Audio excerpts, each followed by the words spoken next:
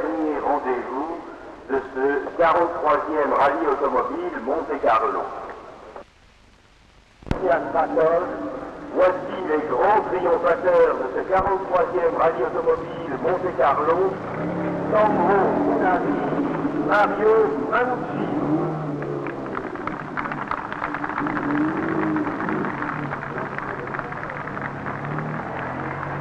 Voici Munari, Manucci sur leur Lancia Stratos.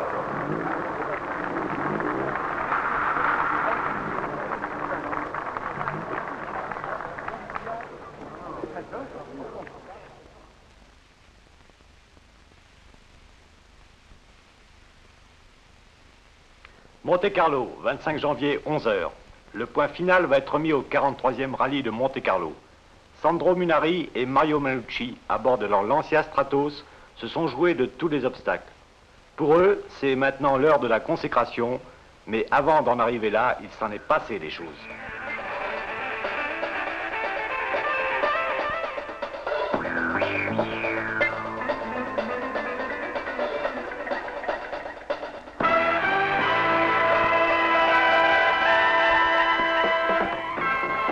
Oui, bien les événements se sont produits avant la proclamation officielle des résultats.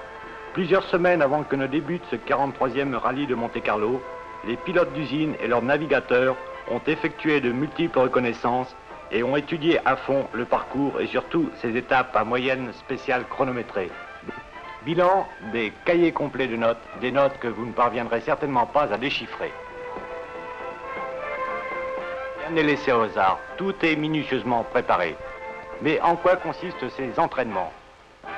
Ici, grâce à la caméra spéciale de Peter Zinner, nous allons vivre une de ces séances. Elle se situe dans le Turini. La voiture, une Fiat Abarth 124. Le pilote, un Finlandais, Markku Alén, qui est actuellement considéré comme l'un des meilleurs pilotes sur la neige et sur la glace. Apparemment très décontracté, Markku Alén, mais en réalité, il est très concentré. Ses gestes sont précis. La trajectoire qu'il imprime à sa voiture est savamment étudiée. Il sait très exactement où il va passer et comment il va passer. 140, 150. Oui, vous avez bien entendu. Ces virages, le Finlandais les aborde à cette allure, ce qui peut apparaître pour un conducteur moyen absolument invraisemblable, mais pourtant c'est vrai. Un petit coup d'œil en haut, on rétrograde, on aborde le virage. Que va-t-il se passer? Eh non, tout est bien. On enclenche la vitesse supérieure et c'est reparti.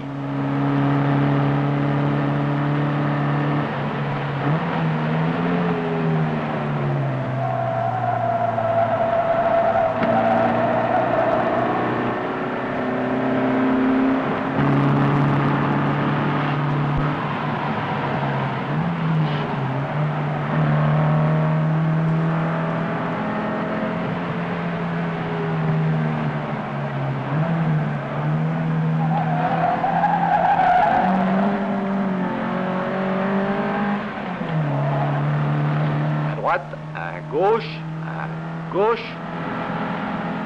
Oh le soleil, c'est gênant, mais cela n'effraie pas pour autant Markku Alén.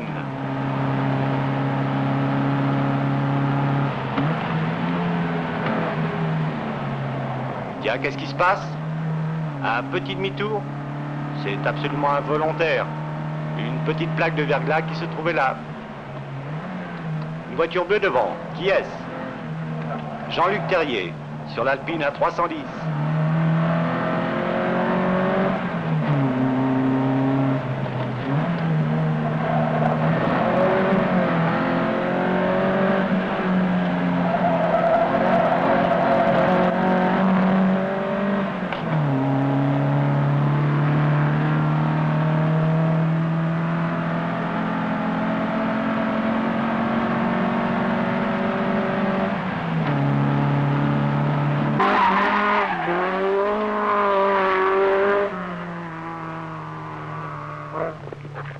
Et voilà, dans le fossé. Mais on repart aussitôt. Question d'habitude.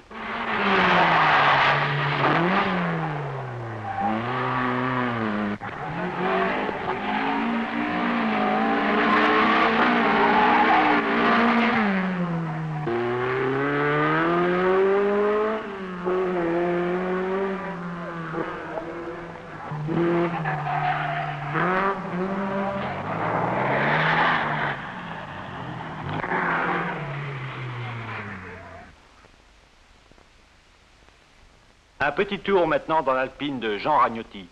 Ragnotti, c'est la providence des journalistes et la joie pour ceux qui l'écoutent. Raconter toutes les facéties dont Ragnotti est l'auteur est chose pratiquement impossible. En voici une parmi tant d'autres. Un jour, il embarqua à bord de l'Alpine un journaliste plus ou moins amateur de sensations fortes. Soudain, sur l'autoroute, alors que l'aiguille du compteur frisait le 180 km/h, Ragnotti enleva tout simplement son volant et le déposa sur les genoux de son passager. Imaginez un peu la tête du journaliste. Facétieux, certes, mais consciencieux, Jean Ragnotti. Dommage pour lui, cette année, dans ce Turini qu'il connaît à merveille, une sortie de route lors du parcours complémentaire l'empêchera de figurer au tableau d'honneur.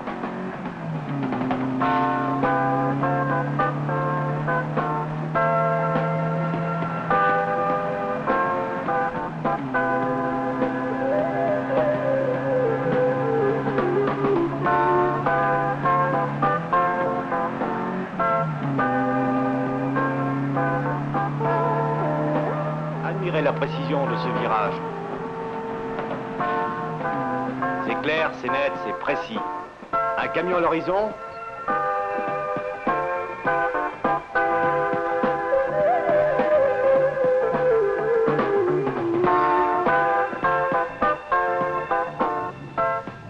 Dans 2 jours, ce sera le départ. Jean-Pierre Nicolas, qui affiche toujours un flegme que pourraient lui envier les Britanniques, confie ses impressions à Bernard Splinder de Radio Monte-Carlo. Elf et Renault avaient convié la presse à une présentation de leurs pilotes et de leur voiture. Les démonstrations furent convaincantes. Jugez-en par vous-même.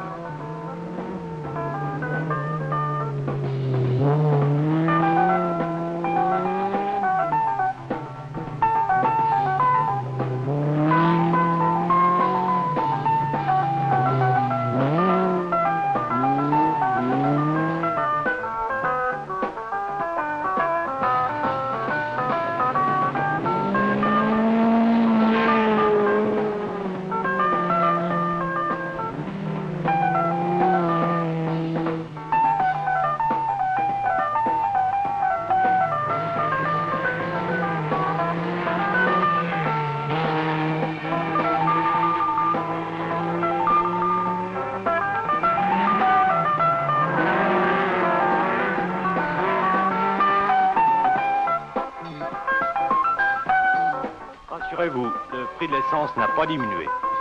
Allons faire un petit tour maintenant avec Achim Van Bold sur l'Alpine A310.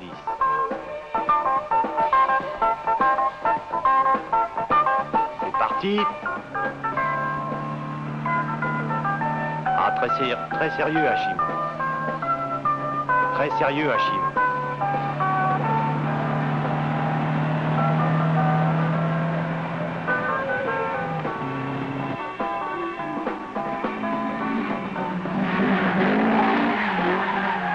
Oui, tout cela dénote une classe indéniable. Mais Van Bold, lui aussi, sera victime d'une sortie de route dans le parcours de sélection.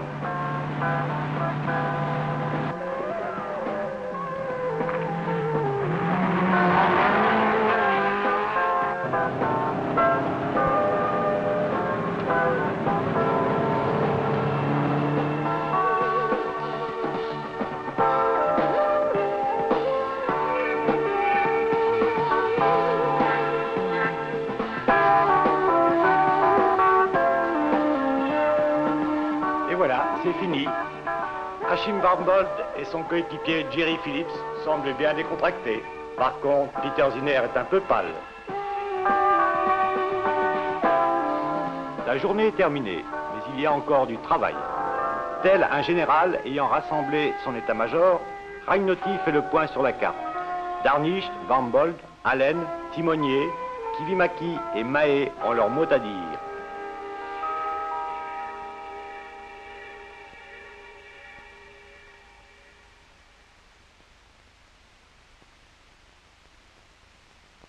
Amis ce soir autour d'un feu de bois qui crépite joyeusement dans la cheminée, mais bientôt sur la route, ils deviendront des frères ennemis.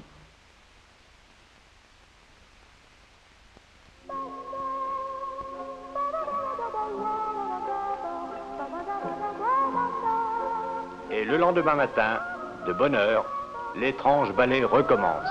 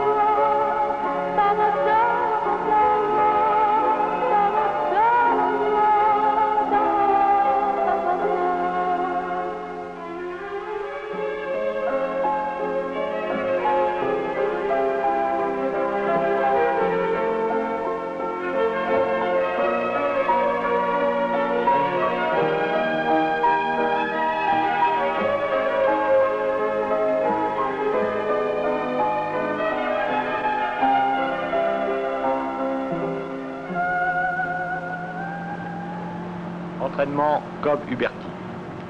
Les Luxembourgeois Cobb-Huberty ont eux aussi profité de ces dernières heures qui les séparent du départ pour effectuer une ultime reconnaissance et prendre des notes qui leur seront très précieuses par la suite.